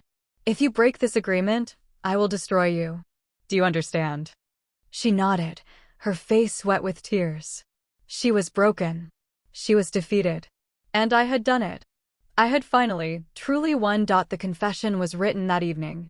I watched Lady Lu put her seal on it, watched her hand tremble as she pressed the ink to the paper. She was a broken woman, hollowed out by her own cruelty. I took the confession and walked out of her chambers without looking back. My father was waiting for me in the main hall. His face was pale, his hands clenched at his sides. He had been told everything. I had made sure of it. She confessed, I said, handing him the paper. Everything. The poisoning. The embezzlement. The bribes. She admitted to it all. He stared at the paper. I watched his face cycle through a rapid succession of emotions. Shock. Disbelief. And then, finally, a terrible, aching grief. Your mother, he said, his voice barely a whisper. She killed your mother. Yes, I said. He sank into a chair, his head in his hands. He had known, I think. Deep down, he had always known. But he had never wanted to believe it. He had wanted to believe that Lady Lu was a good woman, a loyal wife. And now that illusion had been shattered. I am sorry, he said. I am so sorry, Wei Ning. I failed you. I failed your mother. I failed everyone. I looked at him, this man who had been my father in 2 lifetimes, and I felt something that surprised me. Pity. Not forgiveness. Never forgiveness. But pity. You did fail, I said. But I am not asking you to atone. I am asking you to be better. Be a better father to your other daughters. Be a better man. That is all I want. He nodded slowly. I will try, he said. I will try. It was not enough. It would never be enough. But it was a start. We left the Wei Manor that evening, and I did not look back. Lady Lu would be gone by morning, sent to a remote village where she could do no more harm. My father would spend the rest of his life trying to make amends. And I would move forward, leaving the past behind me. But the past had a way of catching up. The next week was quiet. I threw myself into the management of the Marquis's estates, expanding our trade networks, building new alliances. Hijin was a constant presence at my side, and I found myself looking forward to our evening meals, to our debates, to the quiet moments when we simply sat in silence, comfortable in each other's company. I was beginning to care for him. I was beginning to care for him deeply. And that terrified me. I had sworn I would never love again. Love had been the death of me in my past life. Love had made me weak, made me vulnerable, made me trust a man who had only ever hurt me. I had vowed to never make that mistake again. But Hijin was not Li Jing. He was cold and sharp and distant, but he was never cruel.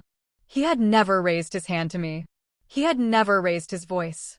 He treated me with respect, with something that was almost tenderness. And I was beginning to wonder if I had been wrong. If maybe, just maybe, love was not always a trap. The evening of the 7th day, Hijin came to my chambers with a grim expression. I knew immediately that something was wrong. Han has made his move, he said. He has been spreading rumors about you. He is telling the court that you are a witch, a woman who used dark arts to ensnare me. He is saying that our marriage is a sham, that you tricked me into it. I felt a chill run down my spine. This was worse than threats. This was an attack on my reputation, on everything I had built. If the court believed Han's lies, I would lose everything. Can you stop the rumors? I asked. I can try, he said. But it will take time. And in the meantime, we need to be careful. Han is not done. He will try something else. He is desperate now, and desperate men do desperate things. I nodded slowly. Then we need to be ready. We need to find out what he is planning.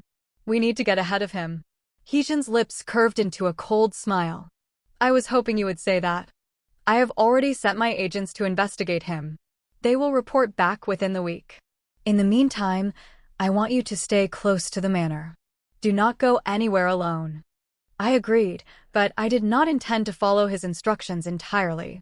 I had faced Han before. I had faced him in my past life, and I had survived. I would face him again, and I would win. The next day, I received a message from an unexpected source. It was from Jean, Lady Lu's former maid. She had been dismissed from the Wei household after my stepmother's exile, and she had come to the capital seeking work. I have information, the message read. About Han. Meet me at the Golden Carp Pavilion at sunset. Come alone. I showed the message to Heejin. He studied it for a long moment, his face unreadable. It could be a trap, he said. It could be, I agreed. But it could also be an opportunity.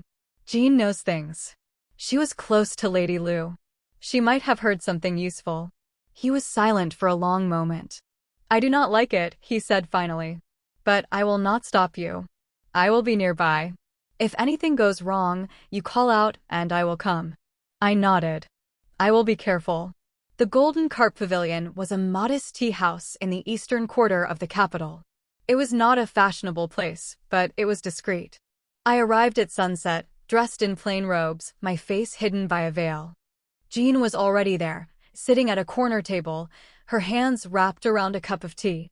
She looked thinner than I remembered, her face drawn and anxious. My lady, she said, rising as I approached. Thank you for coming. Sit, I said. Tell me what you know. She took a deep breath. Han is planning something. I heard him talking to Lady Lu before she was exiled. He said he had a plan to destroy you. He said he had allies in the court, powerful allies. He said he would make sure that you never had a moment of peace. Did he say who these allies were? I asked. She shook her head. No, but I heard a name. The Minister of Rights. He was mentioned. And the Emperor's own uncle. I felt a cold knot form in my stomach. The Minister of Rights was a powerful man. And the Emperor's uncle was even more powerful. If Han had these connections, he was more dangerous than I had realized. Thank you, I said, reaching into my sleeve and withdrawing a small pouch of coins. This is for your trouble. If you hear anything else, you send word to me. Do you understand? She nodded, her eyes fixed on the coins. I understand, my lady. And I am sorry. For everything. For what I did. For all of it. I looked at her, this woman who had been Lady Lu's loyal servant, who had helped her torment me for years. And I felt something that surprised me. Forgiveness. I know, I said. I forgive you. Now go. Be safe. She left, and I sat alone in the tea house, my mind racing. Han was planning something. He had powerful allies. And I was the target. I needed to act. I needed to act before he did. I needed to strike first. I returned to the manor and told Heejin everything. He listened in silence, his face growing grimmer with each word. The Minister of Rights, he said slowly. And the Emperor's uncle. That is more than I expected. Han has been busy. We need to stop him, I said. We need to expose his connections. We need to make it impossible for him to act. Heejin nodded. I have an idea. But it is dangerous. It will require us to move quickly. And it will require us to trust each other completely. I met his gaze. I trust you, I said. He reached out and took my hand. His grip was warm and steady. Then let us begin. The plan was simple. We would expose Han's connections by leaking information about his dealings with the Minister of Rights and the Emperor's uncle. We would make it look like the leak had come from within Han's own network. We would make it look like he had been betrayed by his own allies. But to do that, we needed proof.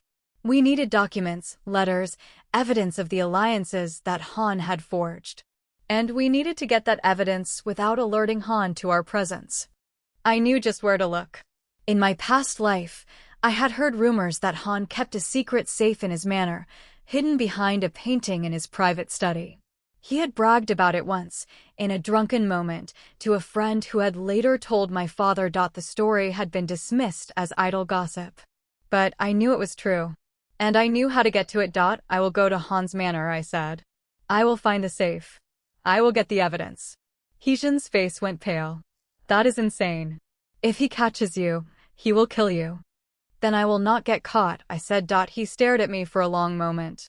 Then he shook his head slowly, a ghost of a smile on his lips. You are the most terrifying woman I have ever met, he said. I smiled back. I know. The plan was set. I would go to Han's manor the following night, dressed as a servant, while Heejin created a distraction elsewhere in the capital. I would find the safe, get the documents, and disappear before Han even knew I was there. It was a dangerous plan. It was a reckless plan. But it was the only plan I had. The night came faster than I expected. I dressed in plain, dark robes, my hair covered by a simple cloth. I took a small knife, hidden in my sleeve, for protection. And I slipped out of the manor through a side gate, into the waiting darkness. Han's manor was not far. He had taken up residence in a modest house in the eastern quarter, not far from the Golden Carp Pavilion. It was a fortress, surrounded by high walls and guarded by armed men. But I had been a prisoner in a fortress before. I knew how to get in. I circled the walls, looking for a weak point. I found it in the back, near the kitchens. The wall was older there, the bricks crumbled and worn. I climbed it quickly, my hands finding purchase in the cracks. I dropped into the courtyard, landing silently on the soft earth. The kitchen was dark. The servants were asleep. I crept through the shadows, my heart pounding in my chest. His study was on the second floor. I found the stairs and climbed them, my footsteps light. The door was unlocked. I slipped inside. The room was dark, lit only by the faint glow of the moon through the window. I saw the painting on the far wall, a landscape of mountains and rivers. I crossed to it and lifted it carefully. Behind it was a safe. A small iron box, locked with a simple mechanism. I had expected something more elaborate, but Han was arrogant. He had not expected anyone to find it. I worked the lock with my knife, my fingers steady. It took only a few moments. The box opened with a soft click. Inside were letters. Bundles of them, tied with red silk. I took them all, stuffing them into my robes. I did not read them. There was no time. I replaced the painting and slipped out of the room, back down the stairs, across the courtyard, over the wall. I was shaking by the time I reached the street, but I was alive. I was free. I had the evidence. I returned to the manor and showed the letters to Heejin. He read them in silence, his face growing grimmer with each page. These are proof of treason, he said finally. Han has been plotting with the Minister of Rights to undermine the Emperor. They have been planning to replace him with a puppet prince. I felt a chill run down my spine. This was bigger than I had imagined. This was not just a personal vendetta. This was a conspiracy to overthrow the throne. Then we take this to the Emperor, I said. We expose them. We destroy them. Heejin nodded slowly. I will go to the palace tomorrow. I will present this evidence to the Emperor personally. Han will be arrested. The Minister of Rights will be disgraced. The Emperor's uncle will be exiled. And Han, I asked. He met my gaze. Han will be executed. For treason. There is no mercy for traitors. I should have felt satisfied. I had destroyed my enemies. I had secured my future. But all I felt was a strange, hollow emptiness. I had been fighting for so long that I had forgotten what it felt like to stop. Heejin reached out and took my hand. We will be safe now, he said. We will be free. I looked at him, this man who had been my partner, my protector, my friend. And I realized that I had stopped fighting alone. I had found someone who fought beside me. It was not love. Not yet. But it was something. Something that felt like the beginning of something beautiful. The morning of the Emperor's audience dawned gray and cold, the sky heavy with clouds that promised rain. I stood in the great hall of the Yen Manor, my hands clasped before me, watching Heejin prepare for his journey to the palace. He was dressed in his formal robes, dark silk embroidered with the symbols of his rank, his hair pulled back in a severe knot. He looked every inch the powerful nobleman, but I could see the tension in his shoulders, the way his jaw tightened when he thought I was not looking. He was afraid. Not for himself. For me. The letters are in the satchel, I said, my voice steady. I have also included the account books from the Bank of Prosperity, the ones that prove Han's connections to the Minister of Rights. The Emperor will not be able to ignore this. Heejin turned to face me. His eyes were dark and unreadable, but there was a warmth in them that I had not seen before. If something goes wrong, he said, if the Emperor decides to protect his uncle instead of punishing him, you must flee. There is a safe house in the southern provinces. My steward knows the location. He will take you there. I shook my head. I am not going anywhere. We are in this together. That was the agreement. Agreements can be broken, he said, stepping closer. I would rather break every agreement I have ever made than see you hurt. I felt my breath catch in my throat. This was not the cold, distant man I had married. This was someone else, someone who had been hiding beneath the ice all along. Or we will both be fine, I said, reaching out to take his hand. The Emperor is a just man. He will see the truth. And then this will all be over. He did not respond. He simply held my hand, his grip warm and steady, and I felt a surge of something that might have been hope. He left an hour later, his palanquin carried by 8 servants, his guards flanking him on either side. I watched him go from the window of my chambers, and I did not move until the procession had disappeared from view. The hours that followed were the longest of my life. I paced my chambers. I tried to read. I tried to embroider. I tried to do anything to keep my mind occupied. But all I could think about was Heejin, standing before the Emperor, presenting evidence that would destroy some of the most powerful men in the Empire. What if the Emperor refused to believe him? What if Han had already gotten to the Emperor, poisoned his mind with lies? What if Heejin was arrested for treason, dragged away to prison, executed for a crime he had not committed? I shook my head, forcing myself to be calm. I had planned for this. I had prepared for this. I had left nothing to chance. But plans could fail. And chance was a cruel mistress. It was late afternoon when Chun burst into my chambers, her face flushed with excitement. My lady, the Marquis has returned. He is coming through the gate now. I was on my feet before she finished speaking, my heart pounding in my chest. I ran through the corridors, my robes billowing behind me, and I reached the courtyard just as Heejin's palanquin was set down. He stepped out. His face was pale, but his eyes were bright, and I saw the ghost of a smile on his lips. It is done, he said, his voice hoarse. The Emperor has seen the evidence. Han is under arrest. The Minister of Rights has been stripped of his titles. The Emperor's uncle has been exiled to a monastery in the mountains. It is over. I felt my knees buckle. I reached out, and Heejin caught me, his arms wrapping around me in a fierce embrace. I buried my face in his chest, and I felt the tears come, hot and fast. It was over. It was finally over. That night, we celebrated. The servants laid out a feast in the great hall, and we ate and drank and laughed. Heejin was more animated than I had ever seen him, his face relaxed, his smile genuine. He told me about the Emperor's reaction, how the old man had wept when he read the letters, how he had praised Heejin as the Empire's greatest loyalist. It was not me, Heejin said, raising his cup to me. It was you. You found the evidence. You risked everything. I was just the messenger. You were the one who believed me, I said. You were the one who trusted me. I could not have done any of this without you. He was silent for a long moment. Then he set down his cup and reached across the table to take my hand. I have been thinking, he said, his voice soft. About what I said when we first met. About not having love to give. I think I was wrong. I felt my heart skip a beat. What do you mean? He looked at me, and I saw the ice in his eyes melt away, replaced by something warm and vulnerable. I mean that I have fallen in love with you, Wei Ning. I know it was not part of the plan. I know I told you I could not love. But I was lying. I was lying to myself. You have changed everything.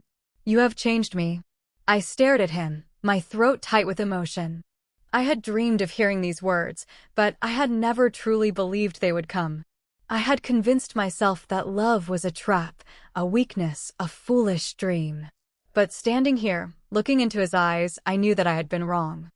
I love you too, I said, the words spilling out before I could stop them. I have loved you for a long time. I was just too afraid to admit it. He rose from his seat and crossed to my side. He knelt beside me, his hand cupping my face, his thumb brushing away a tear I had not even realized I had shed. Then we are fools, he said, his voice barely a whisper. Both of us. Fools for being afraid. Fools for waiting so long. He kissed me then, and it was soft and gentle and perfect. It was not the kiss of a cold, distant nobleman. It was the kiss of a man who had finally found what he had been looking for. The months that followed were the happiest of my life. The court settled into a new rhythm, the remnants of the conspiracy rooted out and punished. Han was executed, his head displayed on a pike as a warning to all traitors. The Minister of Rights was sent into exile, his family stripped of their titles and lands. The emperor's uncle remained in his mountain monastery, a broken man, his ambitions reduced to ash. I threw myself into my work, expanding the Yen estates, building new schools and hospitals, using my wealth and influence to help those who had no one to fight for them. I had been given a second chance, and I was determined to use it to make the world a better place. But the past was not done with me yet. It was a cool autumn evening, the same kind of evening as the one in which I had first been reborn. I was in the garden, watching the sunset paint the sky in shades of orange and gold, when Heejin came to find me. His face was grave, his jaw tight. There is something I need to tell you, he said. Something I should have told you a long time ago. I felt a chill run down my spine. What is it? He sat down beside me on the stone bench. He took my hand, but he did not meet my eyes.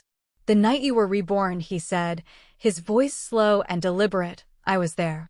I saw everything. The confrontation with your father. The accusations against Li Jing. I was in the shadows, watching. I stared at him. I did not understand what he was saying. You were at the banquet, but you never attend banquets. Everyone knows you never attend banquets. I do not attend banquets, he said, finally meeting my gaze. I attend the shadows. I was investigating your father. I had heard rumors that he was involved in a conspiracy with the Minister of Rights. I went to the banquet to gather intelligence. And then I saw you. He paused, his thumb tracing circles on the back of my hand. I saw the way you stood up to your father. I saw the way you exposed Li Jing. I saw the fire in your eyes, the strength in your spine. And I knew in that moment that I had to have you. I pulled my hand away. You targeted me, you planned this, our entire marriage was a no, he said quickly, reaching for my hand again. No, it was not a plot. It was a realization. I saw you, and I knew you were the only person in the entire empire who could understand me. The only person who could match me. The only person who could make me feel alive. I was silent for a long moment. I did not know what to feel. Betrayal, anger, or something else. Something that felt almost like understanding. Why are you telling me this now? I asked. Because I owe you the truth, he said. I have kept so many secrets. I have hidden so much. And you deserve better. You deserve to know who you married. I looked at him, this man who had been my protector, my partner, my friend. This man who had saved me from a fate worse than death. This man who had loved me in his own strange, complicated way. I reached out and took his hand. I already know who I married, I said. I married a man who is cold and sharp and distant. But I also married a man who is kind and brave and loyal. I married a man who fights for what is right. I married a man who loves me. And that is all that matters. He stared at me, his eyes shining with unshed tears. You are not angry, I am not angry, I said. I am grateful. Grateful that you saw me. Grateful that you chose me. Grateful that you gave me a chance to live again. He pulled me into his arms, holding me tight against his chest. I felt his heartbeat, steady and strong, and I knew that I was home. The child was born in the spring, a boy with his father's dark eyes and his mother's stubborn chin. We named him Heejin, a name that meant dawn, because he represented a new beginning for both of us. I had been given a second chance at life, and I had used it to build something beautiful. I had built a family. I had built a future. I had built a legacy that would last long after I was gone. I stood in the garden, holding my son in my arms, watching Heejin play with him. The sun was setting, painting the sky in shades of orange and gold, and I felt a peace that I had never thought possible. I had been broken. I had been beaten. I had been betrayed. But I had also been reborn. And in my rebirth, I had found myself. Mother, Heejin said, his small hand reaching up to touch my face. Mother. I looked down at him, at his bright eyes and his chubby cheeks, and I felt a surge of love so powerful that it nearly brought me to my knees. Yes, I said, pressing a kiss to his forehead. I am your mother. And I will always be here for you. I will always protect you. I will never let anyone hurt you. It was a promise I had made to myself long ago in a cold, dark hall. A promise I had made to the girl I had been, the girl who had died alone and forgotten. I had kept that promise. I had fought for my future. I had built a life worth living. And as I stood in the garden, with my husband and my son beside me, I knew that my second chance had been worth every tear, every scar, every moment of pain. I had been given a second chance. And I had used it well. That night, I sat in my chambers, writing in the journal I had kept since my rebirth. I had written down everything, every detail, every secret, every triumph. I wanted to remember. I wanted to never forget where I had come from. Heejin came to me, his face soft and gentle. What are you writing? He asked, sitting down beside me. The story of my life, I said. The story of how I died. And the story of how I came back. He was silent for a long moment. Then he reached out and took my hand. You do not need to write it down, he said. You can tell me. Whenever you want. I will listen. I looked at him. This man who had seen me at my worst and loved me anyway. This man who had given me a reason to live. I know, I said. And that is why I love you. He kissed me, soft and gentle, and I felt the peace settle over me like a blanket. The future was bright. The future was full of possibilities. And I was ready for every single one of them. The years passed, as years do. Heejin grew into a strong, intelligent young man, a credit to his father and mother. I continued my work, expanding the schools and hospitals, building a legacy of compassion and justice. Heejin stood by my side, always, his love a constant presence that I had never known I needed. And when I finally laid down my head, many years later, I did so with a smile on my face. I had lived. I had loved. I had fought. I had won. I closed my eyes, and I welcomed the darkness. Not the cold, terrifying darkness of my first death, but the warm, peaceful darkness of a life well lived. I was not afraid. I had been given a second chance, and I had made the most of it. I had turned down a miserable fate and had seized the reins of my own destiny. I had not done it for revenge, though that had been sweet. I had done it to live. I had done it to find a home. And I had found it. Not in a palace or a manor, but in the heart of a man who had been as lost as I was. And in the laughter of my son. And in the quiet, resilient joy of being free. The story of my life was a story of rebirth. A story of courage. A story of hope. And it was a story that would never end. Because I had built a legacy, a family, a future. And that future would live on, long after I was gone. I closed my eyes and I smiled. I had come so far from the cold, dark hall where I had first opened my eyes. I had come so far from the broken girl who had knelt in submission, accepting a fate she did not deserve. I had become someone new, someone strong, someone fearless. And I would never let go of that.